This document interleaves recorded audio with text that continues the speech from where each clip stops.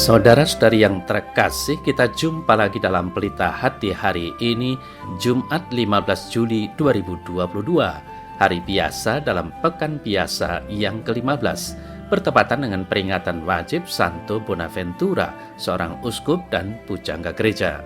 Bersama saya Romo Thomas Suratno SC dari Paroki Cilandak, Jakarta Selatan, mendengar dan merenungkan Sabda Tuhan, yakni firman Tuhan yang tersurat dalam Injil Matius bab atau pasal 12 ayat 1 sampai dengan ayat 8.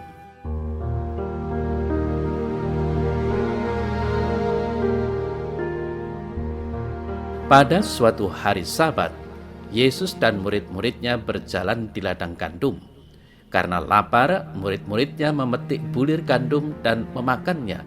Melihat itu berkatalah orang-orang Farisi kepadanya, "Lihatlah, murid-muridmu berbuat sesuatu yang tidak diperbolehkan pada hari Sabat." Tetapi jawab Yesus kepada mereka, "Tidakkah kamu baca apa yang dilakukan Daud ketika ia dan mereka yang mengikutinya lapar? Bagaimana ia masuk ke dalam rumah Allah dan bagaimana mereka makan roti sajian yang tidak boleh dimakan, baik olehnya maupun oleh mereka yang mengikutinya, kecuali oleh imam-imam? Atau tidakkah kamu baca dalam kitab Taurat bahwa pada hari-hari Sabat imam-imam melanggar hukum Sabat di dalam bait Allah, namun tidak bersalah? Aku berkata kepadamu, di sini ada yang melebihi bait Allah. Jika memang kamu mengerti maksud firman ini, yang kukehendaki ialah belas kasihan dan bukan persembahan. Tentu kamu tidak menghukum orang yang tidak bersalah, karena Anak Manusia adalah Tuhan atas hari Sabat."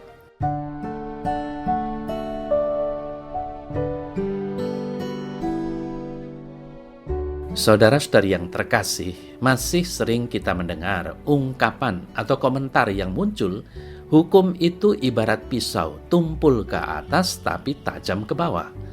Komentar-komentar ini muncul dari keprihatinan akibat dari keberpihakan hukum itu sendiri.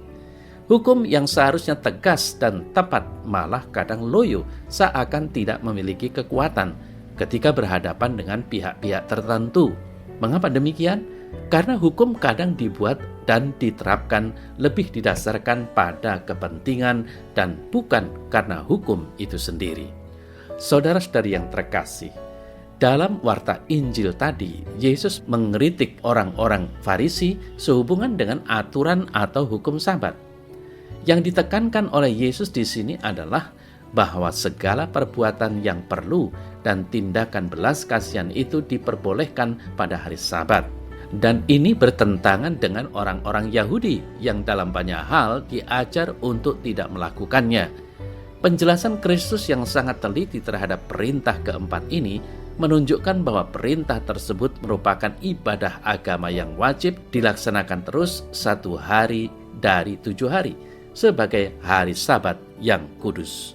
Saudara yang terkasih, orang-orang Farisi mengeluhkan para murid kepada guru mereka, dalam hal ini Yesus, karena mereka telah berbuat sesuatu yang tidak diperbolehkan menurut hukum mereka, yakni memetik dan memakan bulir gandum pada hari Sabat. Apa jawaban Kristus terhadap celaan orang-orang Farisi ini?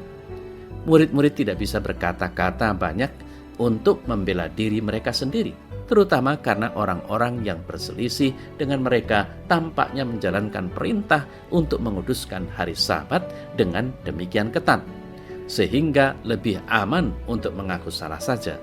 Namun Yesus datang untuk membebaskan para pengikutnya, bukan hanya dari kebusukan-kebusukan orang Farisi. Saudara-saudari yang terkasih, ia membenarkan mereka dengan menyebutkan peristiwa-peristiwa masa lalu yang dipandang baik oleh orang-orang Farisi itu sendiri. Ia memberikan bukti mengenai sebuah contoh sehari-hari dari para imam-imam di dalam bait Allah yang banyak melakukan pekerjaan yang hina pada hari Sabat, seperti menyembelih, menguliti, dan membakar binatang-binatang persembahan yang jika dilakukan orang biasa akan dianggap menajiskan hari Sabat. Namun hal ini tidak pernah dianggap sebagai suatu pelanggaran, karena ibadah dalam rumah ibadat mengharuskan dan membenarkannya. Saudara-saudari yang terkasih, Yesus membenarkan tindakan murid-muridnya dengan mengajukan 3 alasan yang kukuh. Yang pertama, di sini ada yang melebihi bait Allah. Jika ibadah dalam bait Allah membenarkan apa yang dilakukan para imam dalam melayani, maka ibadah terhadap Kristus akan terlebih lagi membenarkan murid-murid dalam apa yang mereka lakukan dalam mengikutinya. Lalu yang kedua, yang kukehendaki ialah belas kasihan dan bukan persembahan. Kewajiban-kewajiban upacara harus mengalah terhadap hukum moral, hukum alam, dan hukum kerajaan yang berlandaskan kasih. Lalu yang ketiga, yang terakhir, Anak Manusia adalah Tuhan atas hari Sabat.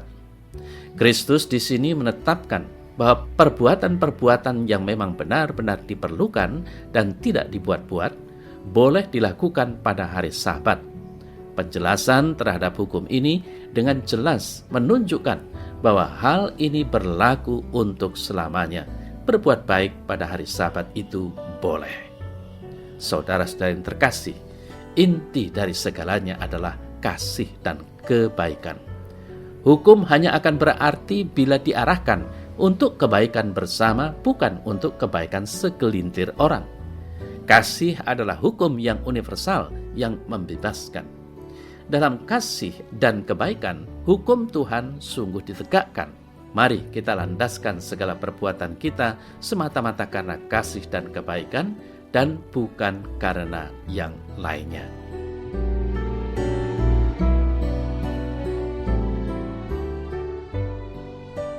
Dalam nama Bapa dan Putra dan Roh Kudus. Amin.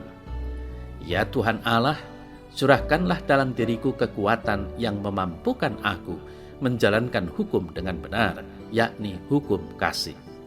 Semoga segala hukum berlandaskan kasih terhadap Allah dan sesama manusia. Amin. Semoga Allah yang Maha Kuasa memberkati saudara dalam nama Bapa dan Putra dan Roh Kudus. Amin.